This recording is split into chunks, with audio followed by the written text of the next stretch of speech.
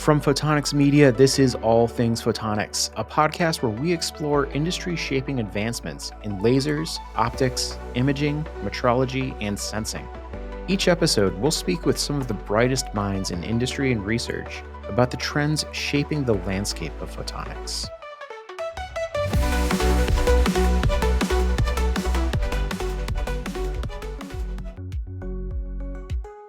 Today's episode is brought to you by Hamamatsu Corporation, a leading manufacturer of devices for the generation and measurement of infrared, visible, UV light, and X-rays.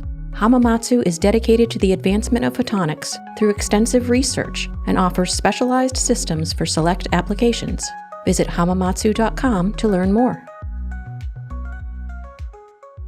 Not all additive manufacturing is laser-based, but 3D printing is commanding attention from a broad swath of the optics and photonics value chain. That for which the technology can be used is only part of the story.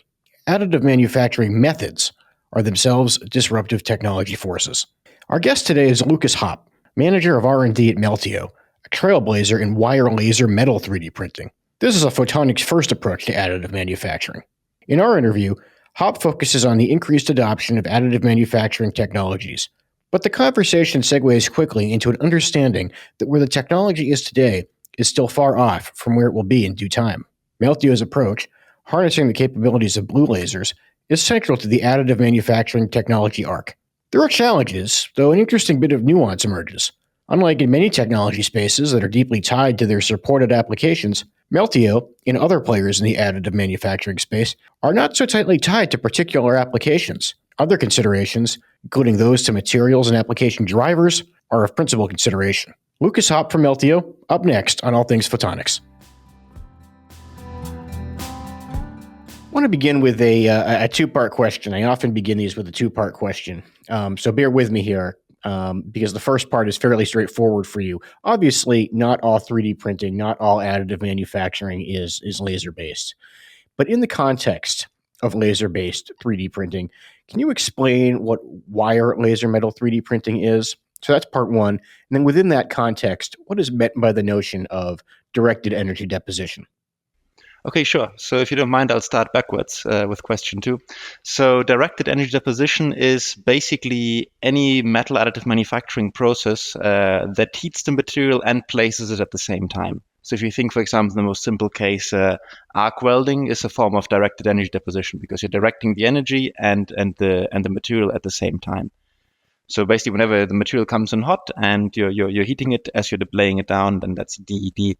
And then when we look at like the context of like laser wire additive manufacturing, then that sits below DED. So DED would be sort of like an overarching category that would be comparable to something like powder bed fusion, which is, say, the more common form of metal additive manufacturing.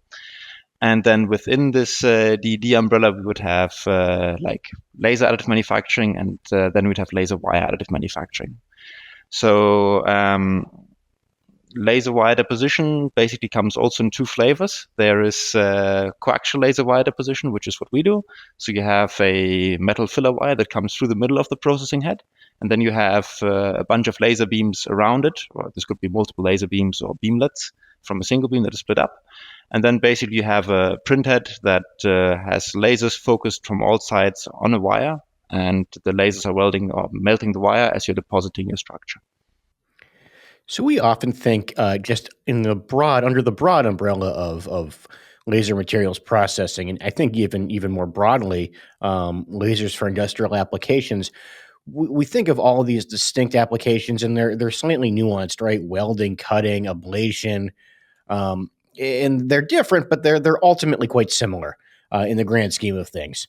Additive manufacturing is adjacent to that, right?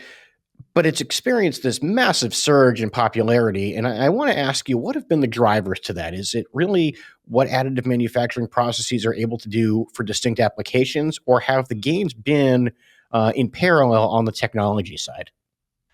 That's a good question. So I would say, I would preface that first of all saying, I don't think we're anywhere near the potential of additive manufacturing yet, right? So it's still very much the tip of the iceberg for adoption of these processes. Especially when it comes to like proper industrial adoption. I think beyond a few niches is like maybe dental, there's no industry-wide adoption for like a specific sector yet. But it's absolutely true that the sector in and of itself is growing a lot, and that is because from one side the technology has reached a certain level of maturity where you can now reliably print parts. So that's obviously a big driver, and then the other also important driver is there have been some standards developed just around this technology. That means you can safely use additive manufacturing. There's some ways that you can now print a part and you can qualify your part for certain industries which didn't exist before, and that's a big barrier for adoption for for lots of industrial users. Let's put Meltio, its place on the value chain in perspective here. Give us if you would, a 30-second or 1-minute overview of the company and what it is aiming to do in the additive manufacturing space. Okay, sure. So we started in 2019, and in 2019, metal additive manufacturing was, I'm going to say, 95% or probably even 99% just powder bed fusion, right? And powder bed fusion, don't get me wrong, it's a fantastic process. It allows you to make really complicated parts for really high value industries, in a resolution that no other process or technology can match. So if you need powder bed fusion, you really need it. But what our mission is kind of to bring the benefits of additive manufacturing to, let's say, a broader use space. So we're not interested in making the most complicated parts that you couldn't make in any other way. We're more interested in making, parts that you can make, conventionally, but that would either require, a lot of fabrication. So, like manual labor, like, like welding and fabrication, or, machining. And supplement these processes and offer something that can make these parts more easily, more cheaply. And that's really where like laser wire deposition comes in for us, because we think it's like, as a technology, hits a sweet spot between surface resolution, print speed, and print cost. Because you going to a wire material, you can drop print cost quite dramatically, because wires are much cheaper than powder, because you can just use like standard welding wires. And then you also have the benefit of using a laser system over something like arc welding, because the laser is just much more precise, more controlled, and you get a much better resolution, you get lower, better material properties, and you also get lower deformation out of it. So you can use this technology a little bit more broadly. And that's what we think makes this kind of specific technology we've settled on, kind of like a sweet spot between parts that are 1 kilo to maybe 30, 50 kilos for most of our application. We have some parts that go way outside of these limits, either on the small side or on the large side. But I would say that this is like the common part that a machine shop would see. A lot of these are just a pain to machine from a billet, and we think that this kind of technology we're developing can offer something to help that. And we'll get into that technology here in a moment. But before we do, the company is now 6 years old or thereabouts. I want to chart the growth of the technology as it relates to the company. And there are a number of different ways to do that. You can begin with materials and work in through there. You can begin with the technology itself and work in through there. Then there are other advantages like cost, other factors too. In terms of applications, though, in those early days of the company and still today now, what are the application areas of focus? Okay, so for us, like I've tried to say, we don't necessarily want to focus on one specific area of applications, right? So we don't want to say we make the best printer for aerospace, we make the best printer for automotive. Where we really want to go is the general purpose machine shop. And there's some reasons for that, mainly because most of these, like most parts that are made anywhere in the world are made in a machine shop. Very few people, have this kind of stuff in house. And I'd say like the spectrum of applications that this kind of technology in general is applicable for is so huge and so vast that it almost doesn't make sense to like specifically target one application. This sort of like application focus, I'd say, is more common, or has been common more previously, when you have a technology like powder bed fusion, which is really quite expensive to produce your part. And that means you have to target something really high value that you couldn't or really wouldn't want to make any other way.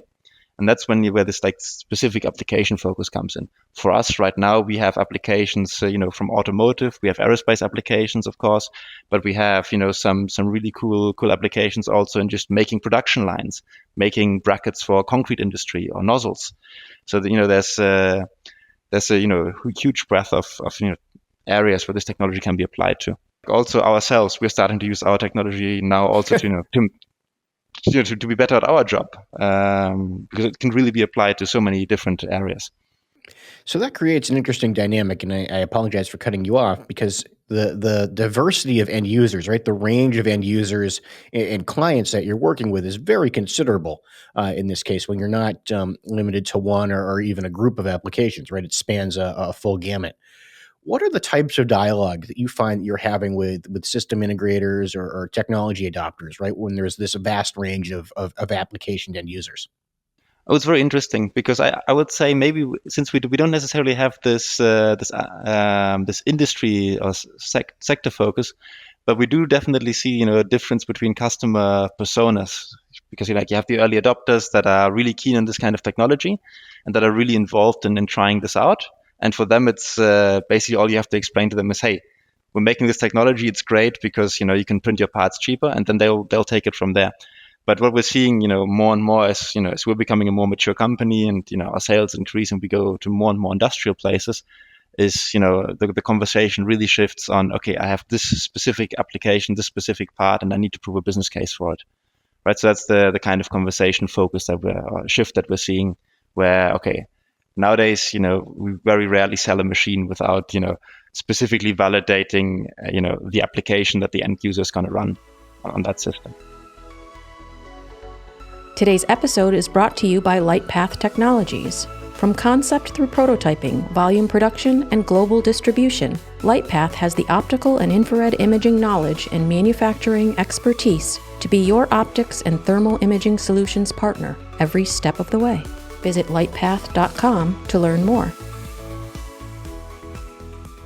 It is always interesting when you're talking about a technology that is either matured or is actively maturing, right? You get those interesting dynamics. Let's get into the technology and let's focus on blue lasers first. That seems like a sensible place to begin. We'll get into what blue lasers mean for the technology, but first, let's take it back a little bit. What was the motivation or the impetus to beginning to think about incorporating blue laser technology in the realm of 3D printing? Okay, so I think basically ever since we started this company, we've never really followed, I'd say, the traditional route for laser systems. The traditional route for industrial laser systems is you get a single laser, a pretty powerful laser, they're pretty standard industrial sizes now. So you can get either fiber laser or get a fiber coupled direct diode laser in the kilowatt range, right? That was the case when we started the company, 2019, and that's still the case today for industry. So most industrial laser cutters or welding systems, they will just make use of one of these lasers from a large manufacturer and then integrate it and they build the optics. What we saw back in 2019 is an opportunity specifically for laser wire deposition to suit the layouts, basically to tailor the laser source to the process. Because as we've mentioned earlier, we're doing coaxial laser wire deposition, which means we really want to have laser beams coming from all sides to hit a wire. And the way this is done commonly in the industry, or was done before in the industry, is you get this single high power laser, you build a complicated deposition head that splits the beam into multiple sections or a ring, and then recombines it around the wire. But this has some obvious limitations because on the big laser, you're paying for a single large unit laser, and the expensive part there isn't really generating the source light, it's combining it at high beam quality. And then you're paying for a complex head that splits the beams up and then recombines them. So when we started this company, really we're focused on, okay, how about we just use multiple smaller diodes and we fiber couple them into a head. So you just have multiple laser sources just around this wire. And that's how we started 2019. And then this technology was starting to mature a little bit. And then in 2021, we got to the point where we saw, okay, we have to do something else here now because we're reaching the limits of what was possible with these small fibers and these fiber connectors. And that's when we decided to investigate two different technology paths. One was blue lasers, and the other one was also integrating the lasers into the deposition head, but staying in the infrared domain. And basically, that's when we're starting to investigate the blue lasers. We had some pretty good luck with finding the right kind of suppliers and developing this new customized laser source. And just took us a good 3 years to 2024 when we finally launched the M600 with the first blue laser head that we have. And yeah, we've been happy ever since with that because blue lasers do bring lots of benefits in terms of increased absorption and efficiency. Let's talk about those benefits: increased absorption and obviously general efficiency gains. Are those benefits things that you have discerned and noticed over time, or were those always sort of in the realm of possibility in the initial days of the blue laser adoption? I mean, it's common industrial knowledge that blue laser or Right. blue light in general, shorter wavelength light gets absorbed better by pretty Hmm. much all the metals. Now, the delta is greater for some metals than for others, but it's generally speaking better to have a shorter wavelength in any kind of metal processing, metal process. So that was known. And for us, really, it was more about overcoming, let's say, the common industrial limitation about using blue lasers, which is blue lasers right now compared to infrared sources are much, much, much more expensive, and the beam quality isn't quite as good. And the reason for that is, you can get excellent beam quality in infrared from fiber laser. So you have pump sources, then a secondary conversion of fiber, like an active fiber, and then you get high quality light delivered to your process head. And with blue lasers, it's a bit more complex because you have to use direct diode, and it's also very difficult or technically challenging to create this direct diode light at such a high beam quality, that you require for most industrial processes, and that makes it expensive. It does seem, though, that there's been a really streamlining adoption of these direct diode lasers, like short wavelengths. Has that occurred more recently, or has that been a staple for the technology space for 5, 10 years now? I'd say it's been a bit more recently because there's still only a handful of companies that will offer you, kilowatt class blue laser system today. And we're only nowadays reaching I say nowadays, like in the past, few 3-4 years, we're reaching I'd say the technology readiness where these lasers reach, really high beam quality, which is required for most, laser processes. That said, there has been like a gradual shift to shorter wavelength, going from fiber laser to direct diode laser, going to, I think green disk lasers were a thing. So again, like it's been common knowledge that, shorter wavelength light will improve metal processing. And so, yeah. Yeah, the green shift has been interesting, right? The disk lasers that you mentioned. Limitations to using these sources currently. What are they, and what are the areas that these laser makers, as far as you can tell, seem to be targeting to improve these sources for additive manufacturing applications? So for additive manufacturing, if you want to go to shorter wavelength, and when we're talking general additive manufacturing, that means, say, powder bed fusion. Yep. The issue there is beam quality, because you need a really high quality beam to have this kind of scanner system, right? Because in a powder bed fusion system, you have your laser source, then you have a galvo scanner, and then you have, a distance that the laser beam has to travel of, I'd say half a meter approximately before it hits your powder bed surface, and you want a really small spot there. So that's, let's say, the fundamental limitation for the general additive manufacturing space, which is that these laser sources are, quite expensive and not necessarily available at this extremely high beam quality. For us, again, because we're living in the DED space and we can tailor the laser system to our process. A lot of these, I'd say, complications don't apply because we're able to make a head. Like basically for our process, we don't need a high beam quality because we can have the laser source within 10, 15 centimeters of the process. We don't need a super small spot size because we're melting a wire of 1 millimeter diameter, and that allows us to basically skipping this level of subsystem integration into like one multi-kilowatt laser and integrating the diodes directly in the head. This gives us some advantages. So for us, really, we've basically only seen upsides to going to blue lasers, with maybe the one downside being energy density. That is to say, emitters are not quite as powerful in blue than they are for infrared. But I think that is something that I don't just think, it's something that even over the last year we've seen rapidly evolving. So, and that will keep going. I'm glad you mentioned it too, if only in passing, right? This notion of galvos, right? And that begins to consider motion control and precision that way. One of the things we haven't talked about, right, is processing optics, which are critically important. How has the incorporation of blue lasers influenced what the company has done, either in or as it relates to processing optics? Yeah, so for us, we don't, like I said earlier, we don't really separate between processing optics and like laser source, because with this blue laser generation of heads that we've released, we integrate the laser source directly in the head. So that means we can really simplify the processing optics, because it's basically a super simple optical setup. The challenge becomes more that of fitting all of the diodes inside of the head, making sure that we can line them, and getting also like the secondary systems, correct, because you have quite a lot of heat generated in the head. You have a really good cooling system. These kinds of things. I was just gonna say that, so that opens you up to other considerations, right? And one of the realities of additive manufacturing right now, as you well know, is that there's a vast potential, right? The technology, it may be emergent, but it's still emerging at the same time. Another multi-part question here: how does the company, your company, see the growth potential? Right? Are there is it in terms of applications, or is it terms of future technology ramp ups, or maybe both? Both. I think it has to come hand in hand. I think the current level of technology that we have is I'd say good enough for much broader industrial adoption than we're seeing it. And the reason for that is quite common, that industrial adoption usually lags 3-4 years behind the technology, because it makes sense that if you want to adopt something for an industrial process, there's a prove out phase, and that usually in our experience is a multi-year process, unfortunately. But it makes sense because there's so much risk involved in actually going to production with a new process like this. But also in terms of just where the technology can go from where it is today, we see huge potential. I don't think we've reached the halfway point yet in terms of where it started to where it can go.